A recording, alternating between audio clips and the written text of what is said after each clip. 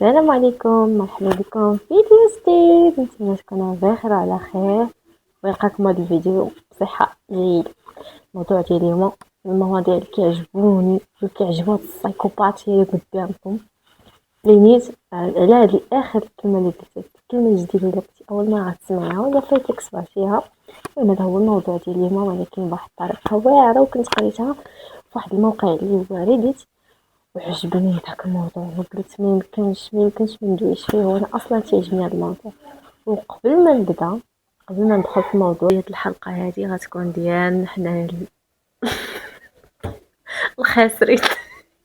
وقبل ما نبدا بعدا بغيت نأشر انه انا ماشي طبيبه نفسانيه، انا فقط انسانه عندها فضول تجاه العقل الباطني ولا الجانب المظلم في العقل البشري عامه. وهذا الفضول هو اللي كيخليني نبحث ونفهم كيفاش كيفكر الانسان، فاش كيفوت الحدود المنطقيه ديالو ملي كيوصل انه يدير شي حوايج ماشي هما هادوك. كنبغي نعرف شنو هادشي وكيفاش هاد الانسان تاوبلا فهادشي زعما دار. ما غنهضر على واحد الموضوع كيتطرح بزاف في الافلام وفي الدراسات وحتى في النقاشات السريه ديال علماء الاجرام. علاش السايكوبات الناجح او الحقيقي كيحتقر القاتل المتسلسل، وفين كاين الخط الفاصل بين الذكاء المظلم والفشل الاستراتيجي. فإلا كنتي بحالي وباغي تعرف شنو كيدور في هذا النوع ديال العقوله، كملي معايا في هذا الفيديو باش تفهمي مزيان شنو غادي يكون، شنو الفرق بين السايكوبات الناجح وبين السايكوبات او لا القاتل المتسلسل الفاشل.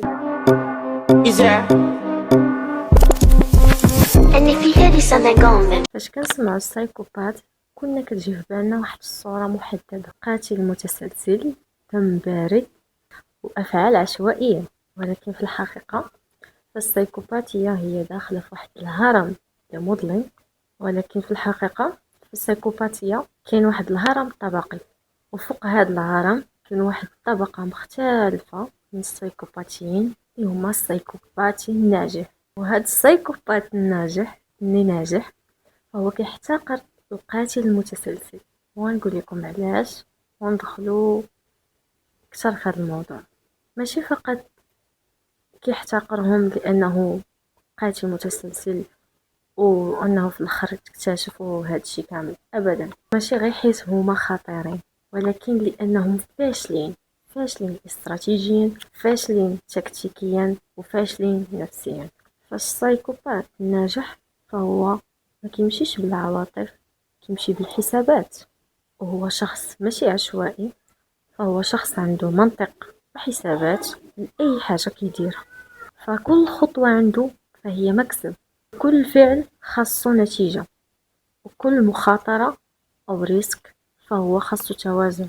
ديما الأهداف ديالو كتكون ديما مادية واجتماعية، سلطة، نفوذ، مكانة، أي حاجة من هذا القبيل. الأداة باش كيوصل لهذا الشيء دائما العقلانية، وكيف قلت لكم الحسابات.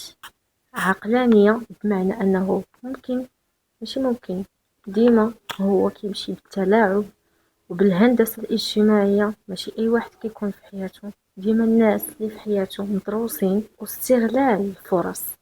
شي فرصة ما كيضيعها إلا كانت فيها مصلحة ديالو. طبعا من الخطوط الحمراء ديالو كيعتبر أي سلوك كيهدد البقاء ديالو أولا المكاسب ديالو بلا مقابل كيعتبرو غباء.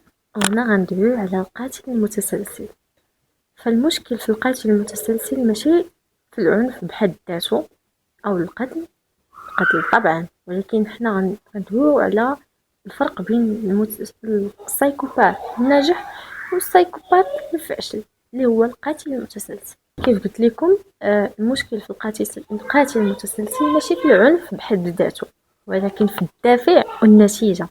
فالقاتل المتسلسل كيتصرف من اندفاع عاطفي، ماشي بحال السايكوبات الناجح اللي كنا دوينا عليه في الاول، فهو كلشي بالحساب وبالعبار وبالعقلانيه والمنطق. هنا القاتل المتسلسل اللي كيقتل او كيوصل للعنف فهو كيف قلنا العاطفة كتغلب، كيف قلت لكم كيتصرف من اندفاع عاطفي، غضب أو رغبة أو خيال مظلم.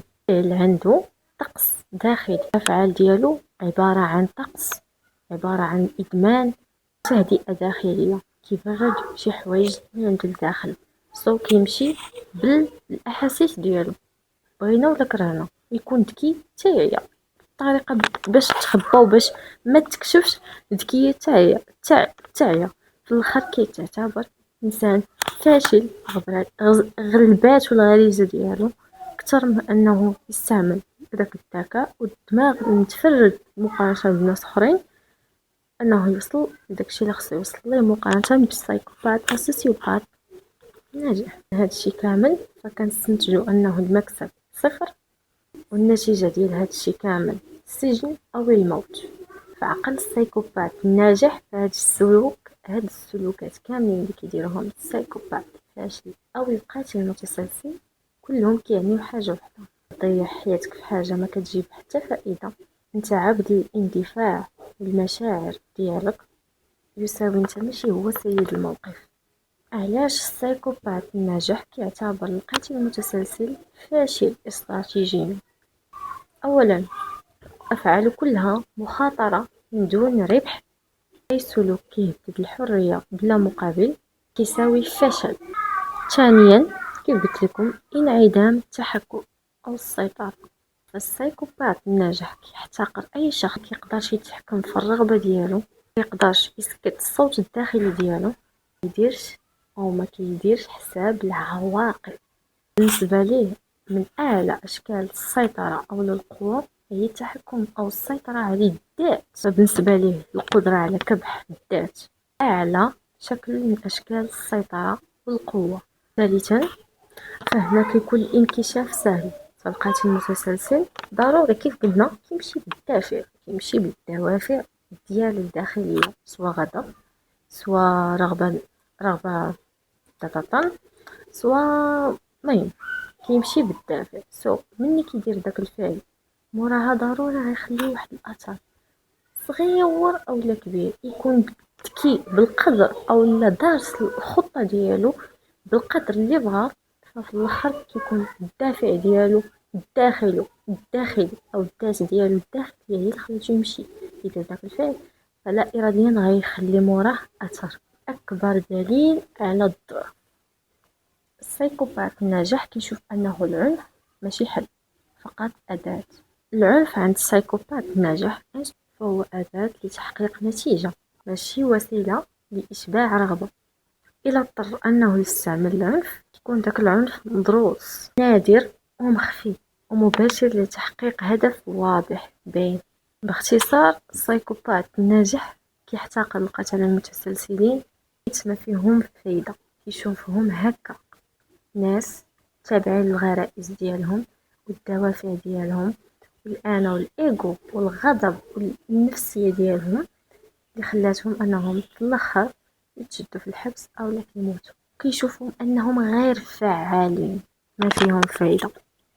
بخلاصة، داخل العقل السايكوباتي الناجح فأنه كيشوف الفشل الحقيقي ماشي في ارتكاب ديال الشر، ولكن باش ترتكبه بلا معنى.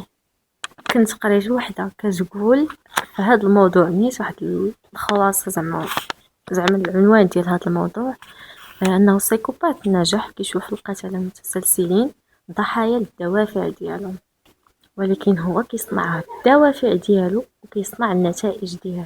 خلاصه النهايه ديال هذا الفيديو، حنايا ماشي كنبرروا لهاد الامراض النفسيين هادشي اللي كيديروا فيه، ولكن باش نفهموا العقل البشري اللي كيمشي بعيد بلا حدود كيولي اخطر من قصه خياليه.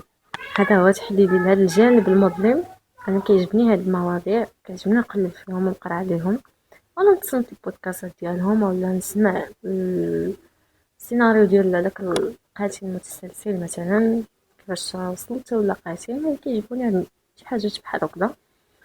هذا هو الفيديو ديال اليوم، نتمنى يعجبكم، وإلا عجبكم ما تنساوش تشاركوا وتخليو لي لايك وتخليو لي مواضيع واش كيعجبكم هاد المواضيع. واخا عارفه الناس بلا اللي كيعجبهم هاد المواضيع، ما انا اللي عجبني هو اللي غادي نحط. وكذلك لا عندكم شي افكار وكانت مناسبه نقدر ندوي فيها وكنعرف فيها، كيف قلت لكم الرياضه مواضيع نفسيه، هادو مواضيع ديالي كيعجبوني كيعجبني نقرا فيهم، غادي نعطي فيهم ونعطي رايي فيهم كإنسانة. كيعجبني نبحث في هاد المواضيع فقط لا أقل ولا أكثر. ولا قرينا كاع شي علم نفس ولا شي حاجة هكا، خدينا شي شهادة ولا شي، غيكون حسن كاع. والله يسهل علينا كاملين والله يخليكم. الله يسهل عليكم ويوفقكم في كاع الأمور ديالكم. باي باي. إذا أنا في هذه